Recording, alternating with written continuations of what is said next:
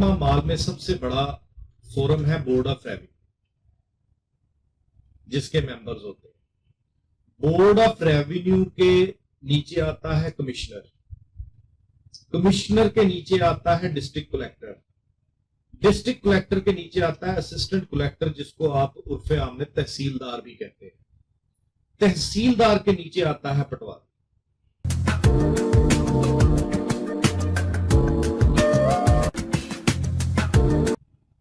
बिस्मिल्लाहिर्रहमानिर्रहीम।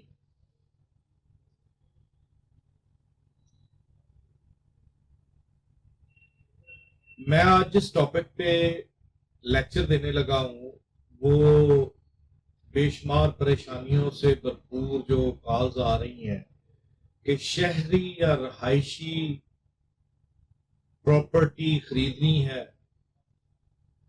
और इन्वेस्ट भी करना चाह रहे हैं ओवरसीज पाकिस्तानी, लेकिन उनको कुछ पता नहीं है कि क्या करना चाहिए और क्या नहीं करना चाहिए।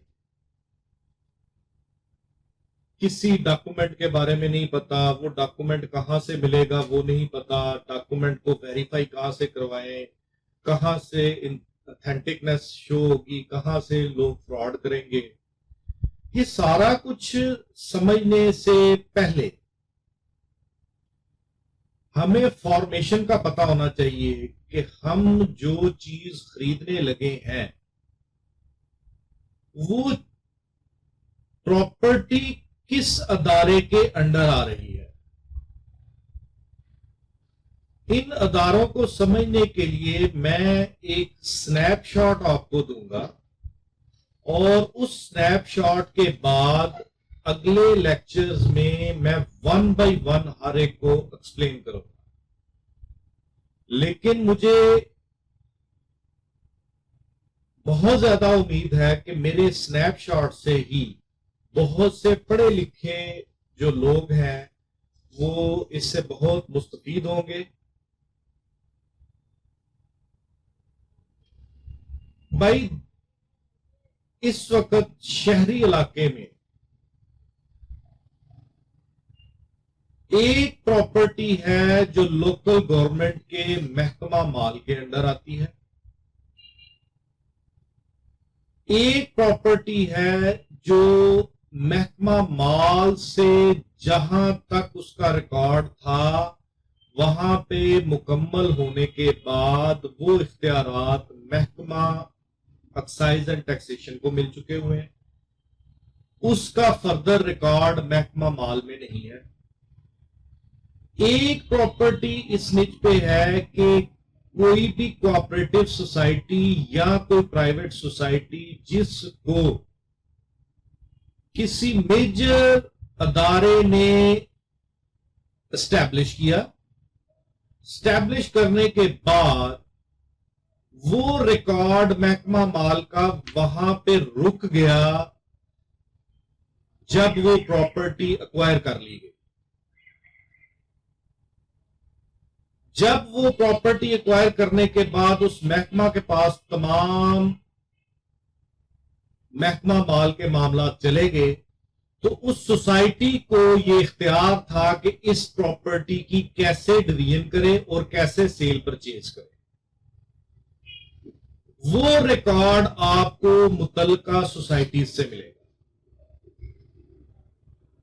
मैं आज जिस चीज का स्नैपशॉट देने लगा हूं वो है कि महकमा माल, जिसको रेवेन्यू डिपार्टमेंट आप कहते हैं, नंबर 2 महकमा excise and taxation, number 3 societies.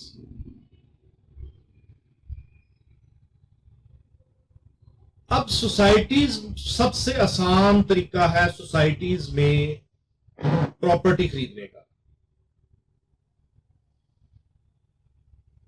अगर तो वो सोसाइटी बाकायदा तौर पर एक बड़े अदारे की इनलिस्टेड प्रॉपर्टी है, इनलिस्टेड सोसाइटी है, तो फिर तो आप आंखें बंद करके उसमें सेल परचेज कर सकते हैं। सिर्फ आपने जाके सोसाइटी की फाइल देखनी है। अगर आप बहुत ज्यादा क्यूरियोसिटिक हैं तो सबसे पहले जैसे फर्ज कर ले लाहौर है, लाहौर में है लाहौर डेवलपमेंट अथॉरिटी। जितनी भी सोसाइटीज हैं वो लाहौर डेवलपमेंट अथॉरिटी जो है वो उनको अप्रूव करती है।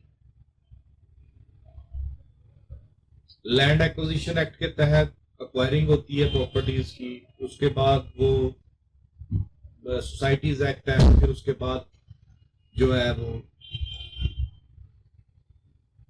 ये सोसाइटीज को डील करने वाले अदारे जो हैं, उनको मैनेज करने वाले अदारे हैं, जिनको आप कोऑपरेटिव सोसाइटीज एक्ट के तहत मैनेज करते हैं।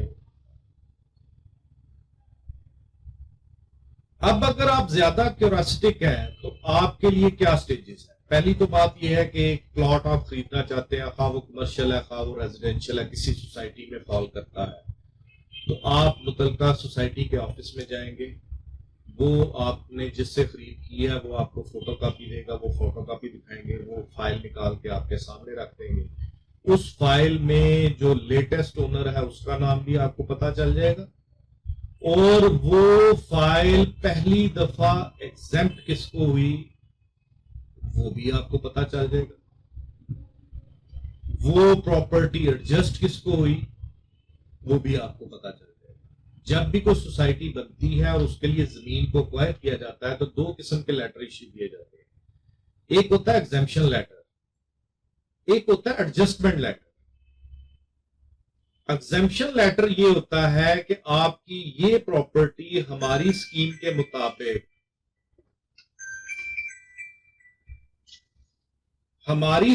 मुताबिक, ये प्रॉपर्टी जो आपकी हमने एक्वायर की है, जहां पे हमने प्लॉटिंग करनी थी वहां पे ही आ रही है, हम इसको एडजस्ट करते हैं।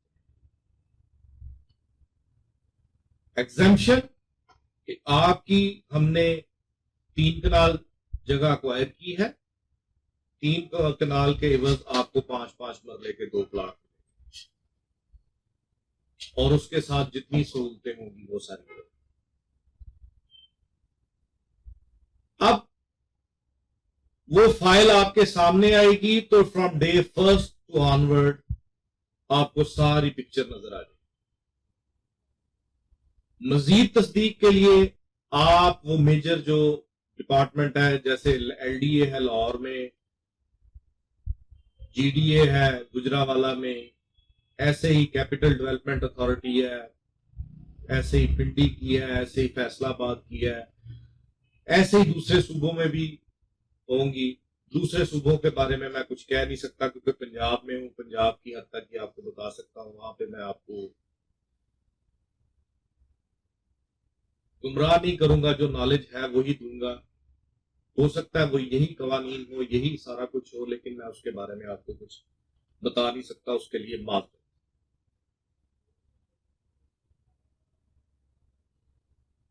एलडीए से आप कंफर्म कर सकते हैं कि क्या आपकी लिस्ट में ये सोसाइटी मौजूद है, अगर मौजूद है तो वेल है, अगर मौजूद नहीं है तो कतन उसमें प्रॉपर्टी ना खरीदें। लाहौर में 100 से ज्यादा सोसाइटीज ऐसी हैं जो एलडीए में इनलिस्टेड नहीं है, और वो उनमें से 70% आजकल नैब के अंडर क्लचेज हैं कि लोगों से पैसे पकड़ के और ये सारा कुछ प्राइवेट में है। ये तो हो गया सोसाइटीज का, कि सोसाइटीज में खरीदना बहुत आसान है, सिर्फ आपने ये 2 प्रिकॉशंस लेनी कि इनलिस्टेड है, ओके है, दैट्स ऑल। इसमें ज्यादा आपको परेशानी की जरूरत है। अब परेशानी की जरूरत कहां पे है? परेशानी की जरूरत है महकमा माल में। महकमा माल को इन्होंने कॉम्प्लिकेटेड कर दिया हुआ है। महकमा माल कॉम्प्लिकेटेड नहीं था, इनको कॉम्प्लिकेटेड कर दिया है। हायरार्की को ज़हन में रख लें, अप से डाउन की तरफ जाता हूं कि महकमा माल में सबसे बड़ा फोरम है बोर्ड ऑफ रेवेन्यू, जिसके मेंबर्स होते हैं। बोर्ड ऑफ रेवेन्यू के नीचे आता है कमिश्नर, कमिश्नर के नीचे आता है डिस्ट्रिक्ट कलेक्टर, डिस्ट्रिक्ट कलेक्टर के नीचे आता है असिस्टेंट कलेक्टर, जिसको आप उर्फे आम में तहसीलदार भी कहते हैं। तहसीलदार के नीचे आता है पटवार।